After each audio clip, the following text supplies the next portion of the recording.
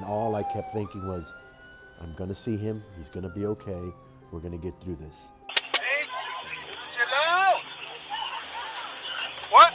He killed the car! The guy on the driver's side was just looking at us, smiling. You hit this officer.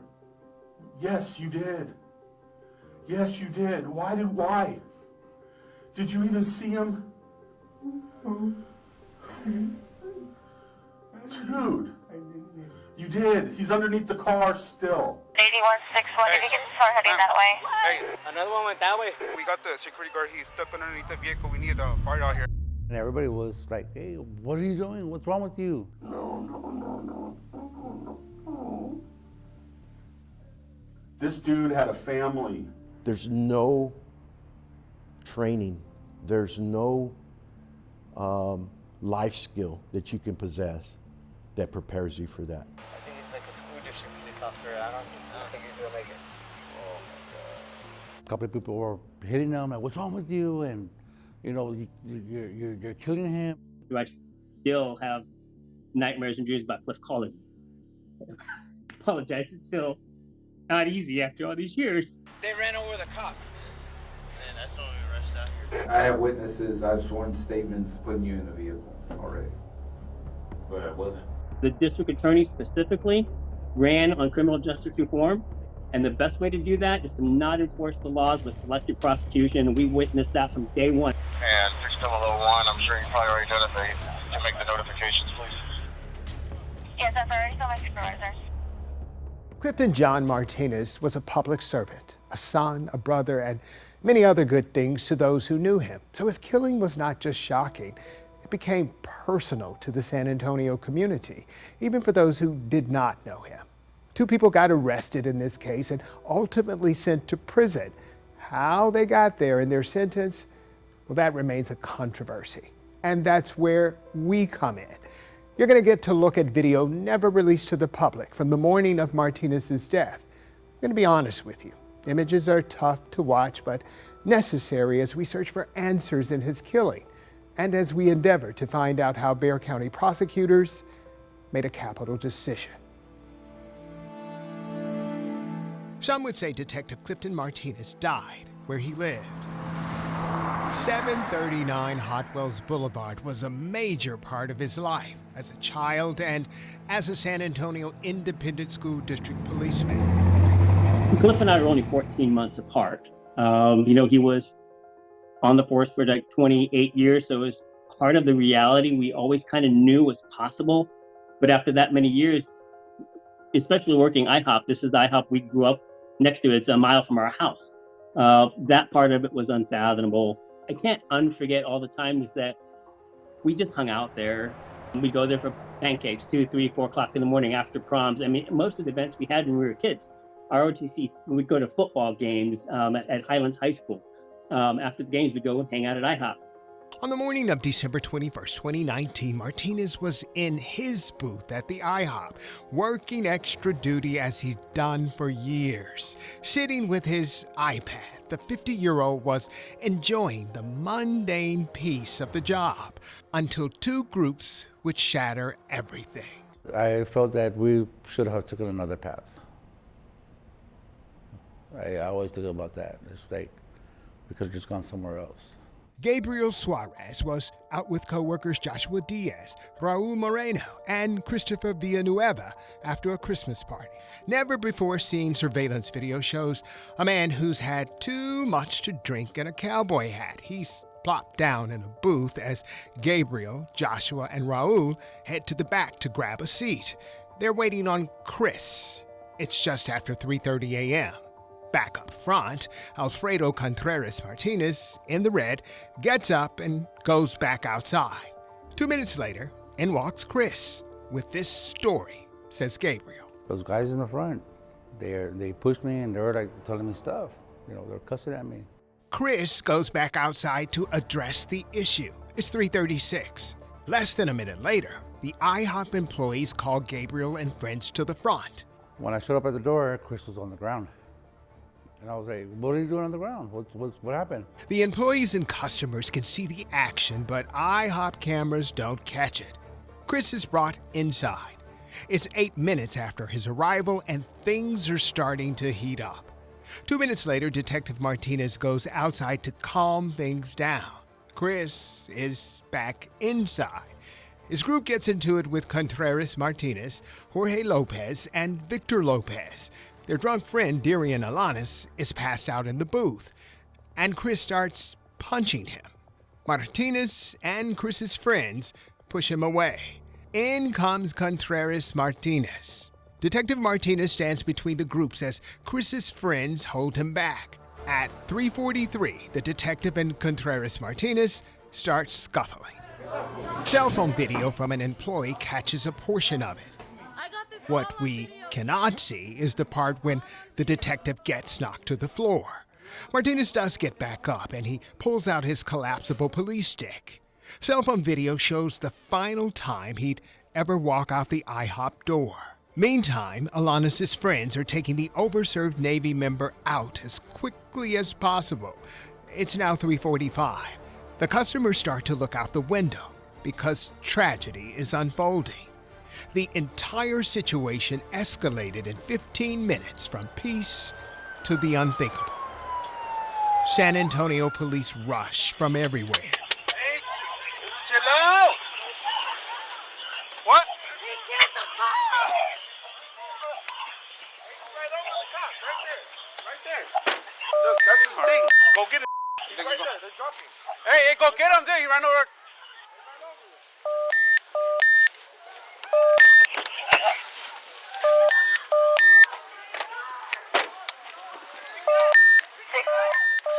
Out there with the 240. 240. The officer. They took off northbound. 240 King 30 EMS. Hurry up, man. They picked up northbound. All right, they're over there going. EMS. Yeah, 240. They ran over the security guard. God, help him pick up the car. Over here, come on. Help him pick up the car. Careful. 240. That's the group that run over the cop. That's it. Yeah, that's one of them. Come here, put your hands behind your back. Put your hands behind your back. Put your hands behind your back. What's going on? Take him down. Hey. What's going on? What's going on, man? 240. What's going on, officer? Officer, what's going on? Officer, Officer, get in the car, okay? All right, what's going on? 240. I haven't done We anything. gotta- What's going on? We need help. The officer, we need help. Pick up the car. Get in the car. Help him pick up the car. We need to pull him out. Nothing we can do. I'm sorry. Nothing we can do. Help him pick up the Son of a God, man. You've been our wrist over guys. 220. God. What? What? 220. The security guard's been struck by a vehicle. Need EMS. It's a vehicle. We need fire out here. Somebody shot into the vehicle.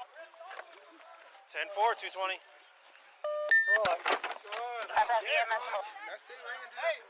Josh, What happened? What happened out here? 20, we're gonna need more out here. It's chaos. Yeah, 240. We got the security guard. He's stuck underneath the vehicle. We need a fire out here.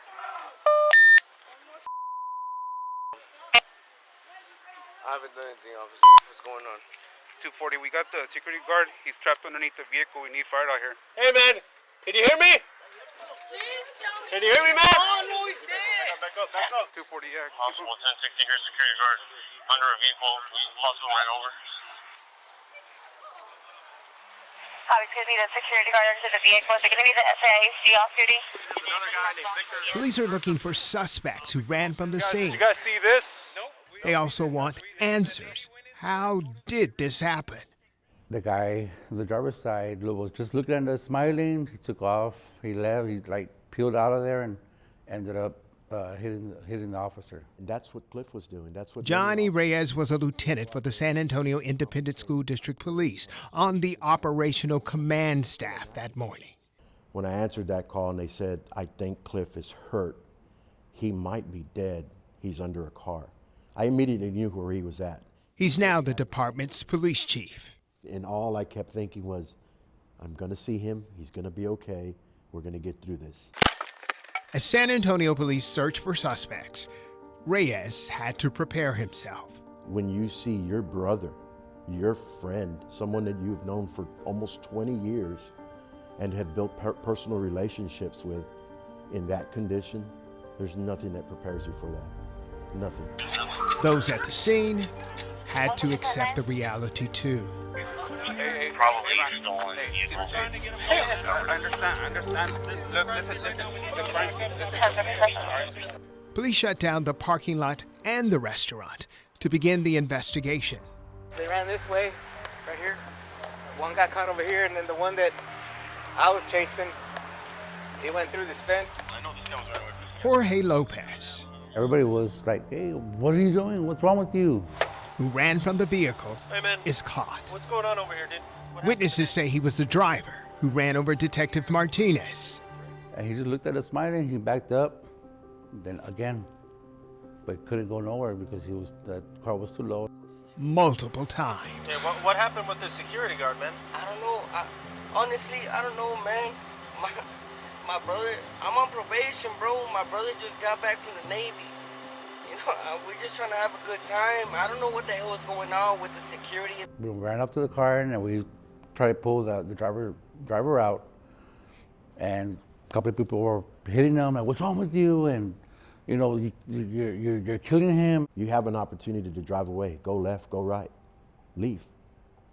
They chose to run him over, back up, run him over again to the point where he was lodged under that vehicle.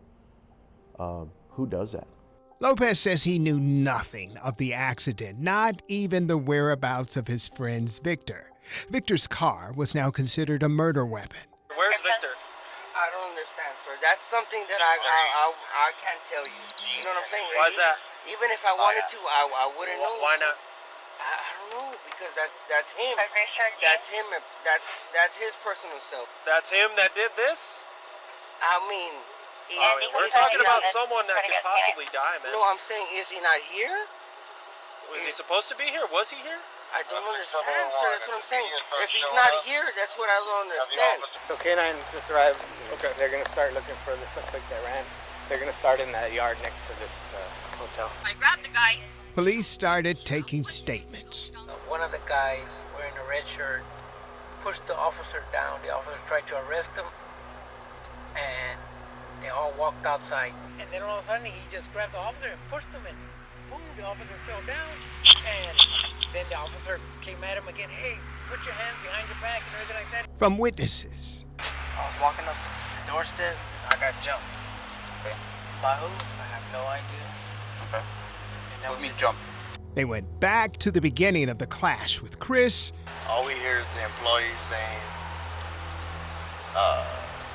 they're beating them up, they're dragging them. To the point of no return. I ran out and I stopped that guy because he kept trying to run him over more and reverse or whatever, so I grabbed him. The lady runs in there and said they ran over the policeman, and we just ran out.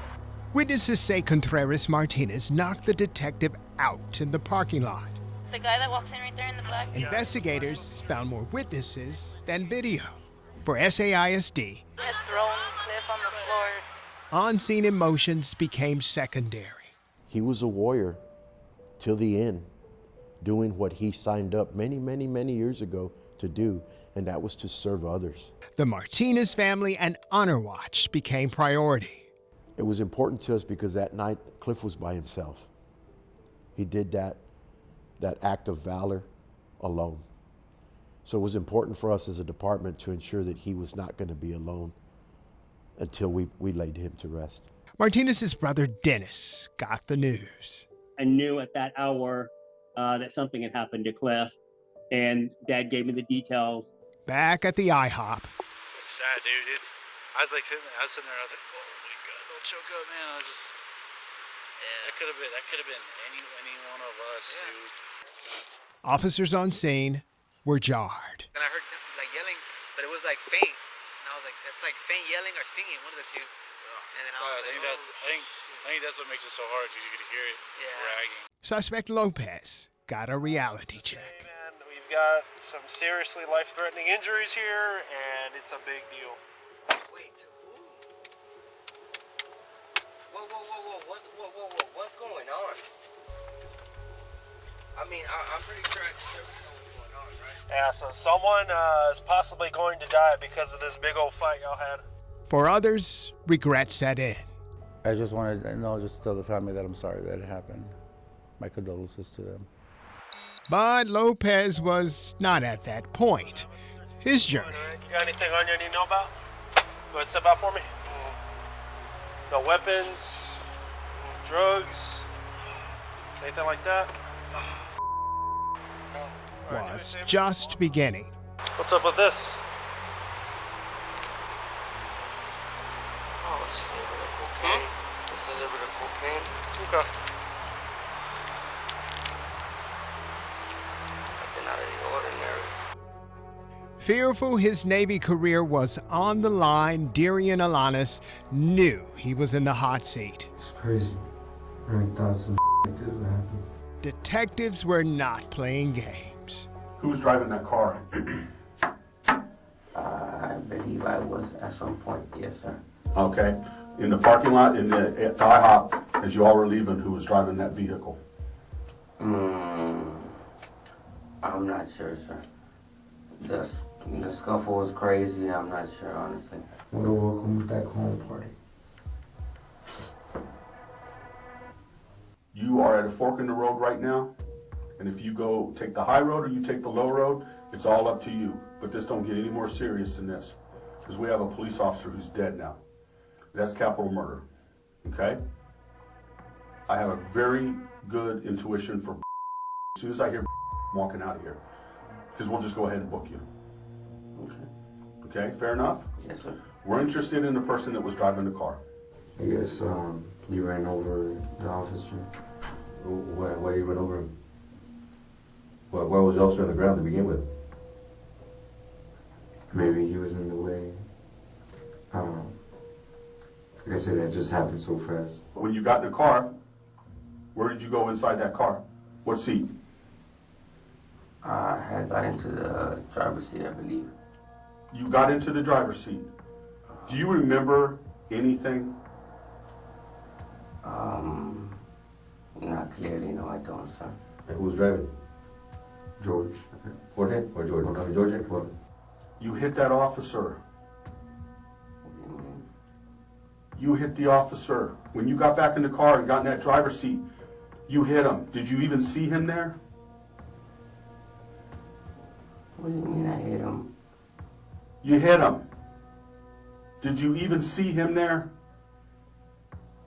No? Dude, what the You got back into that damn car in the driver's seat. You hit this officer.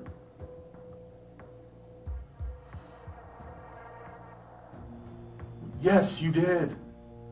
Yes, you did. Why? Did you even see him? Dude, you did. He's underneath the car still. And you were in the back seat and did you see the car run over him, or you just felt the bump? Did your brother have anything to do with this, or was he just along for the ride?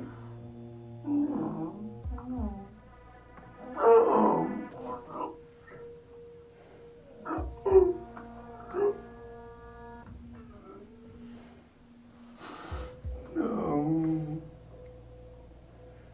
Yes.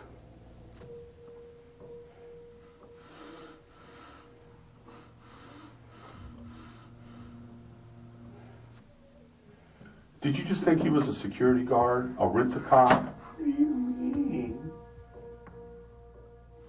You got attacked, you jumped into the driver's seat, like you said, and you just wanted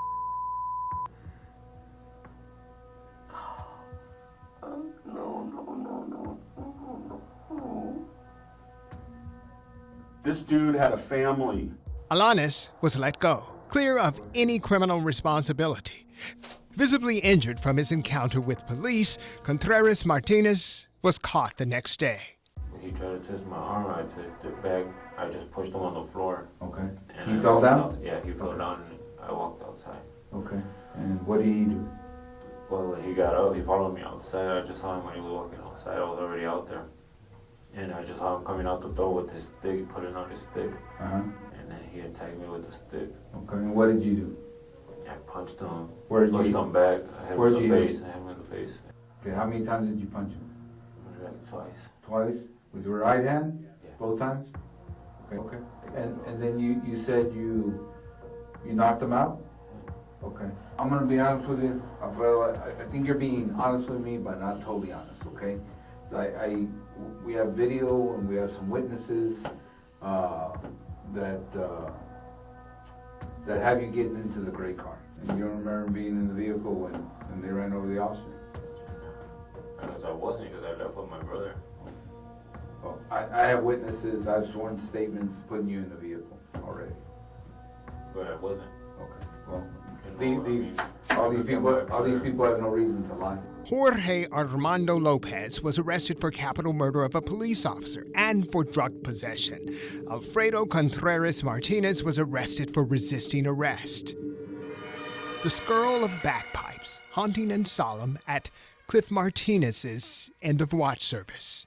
And while working off duty at a restaurant, Detective Cliff Martinez, with under an hour left on his shift, was faced with a situation that no officer wants to face. And he will be missed. He will be sorely missed. Cliff left us knowing how much we valued him as an officer, as a son, as a brother, as a friend, and as the very best friend ever. The way he was killed, that's the hardest thing. It's just how do you process that? You know, how do you justify that?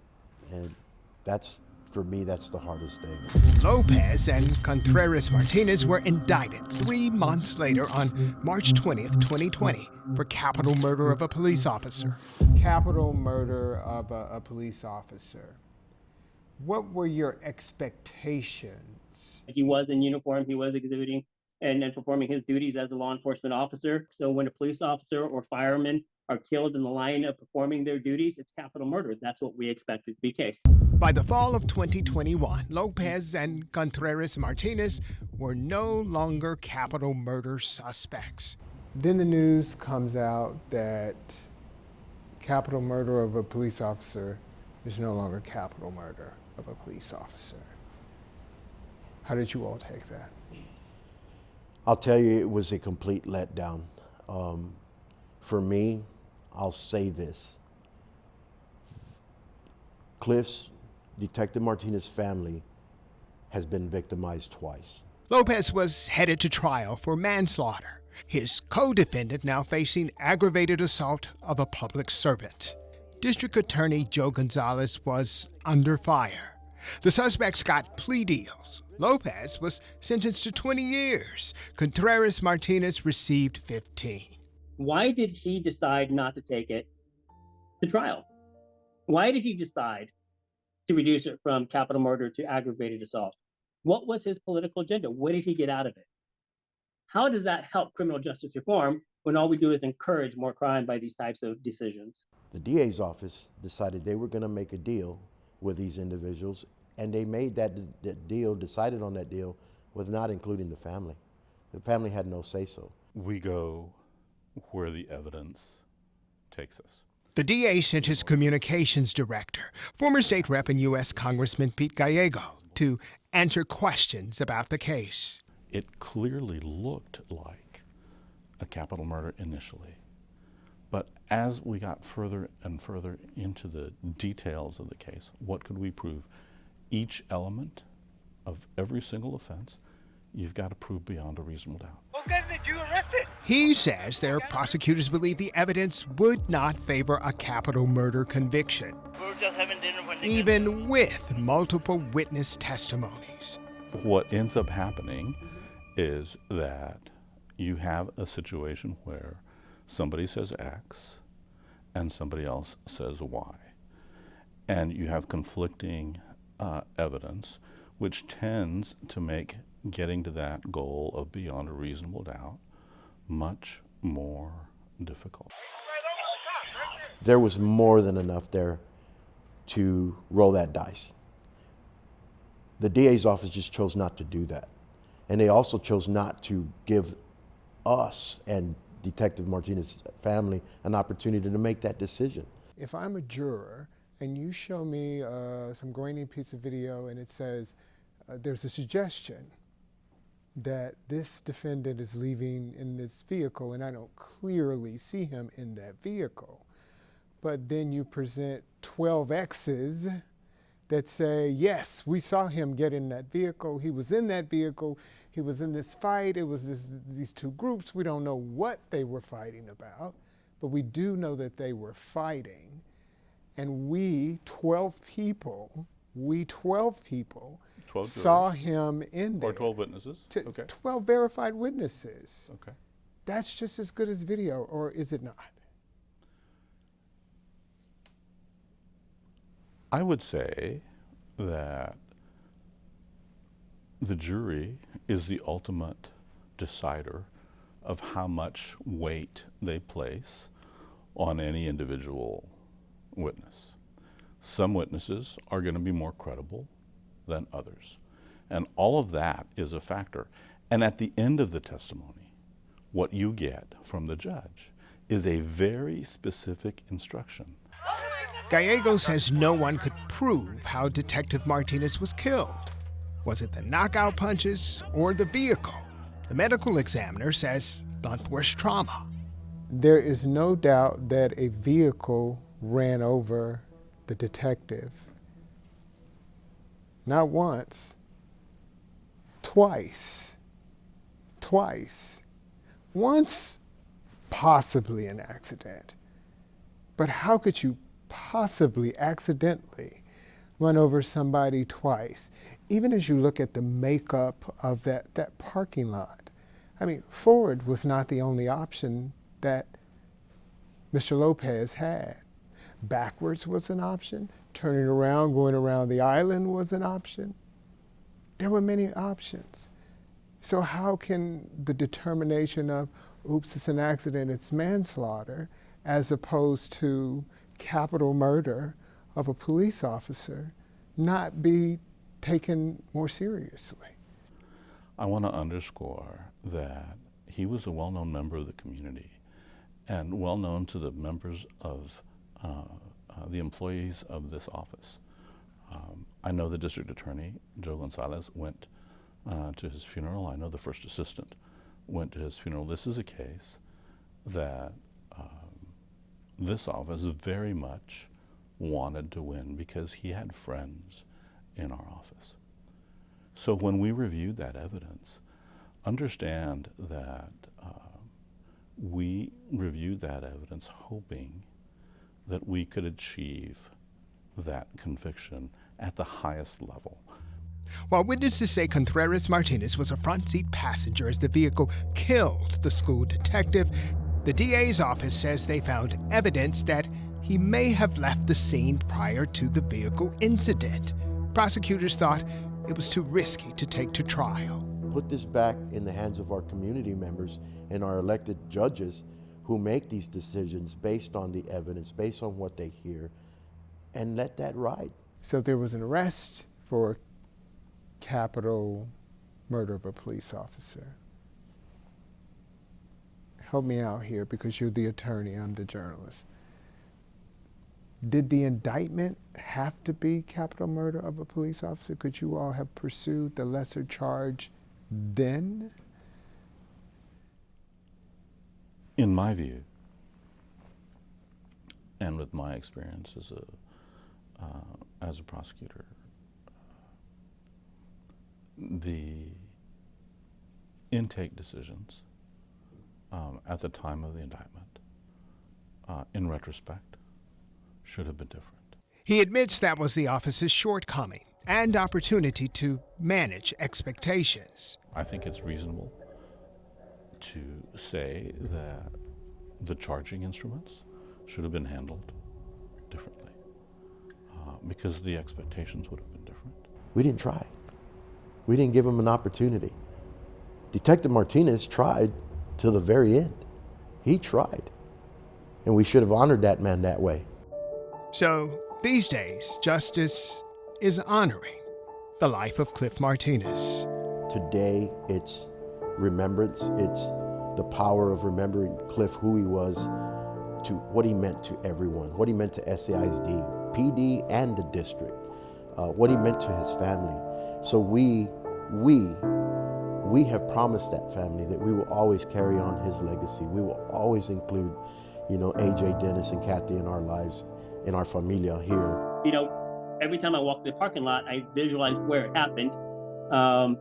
And it, you still feel that shiver. And it's like, I don't understand how those events came apart, how they, transpired. And you can replay it in your mind, you can visualize it, but then you walk inside and say, this is still home.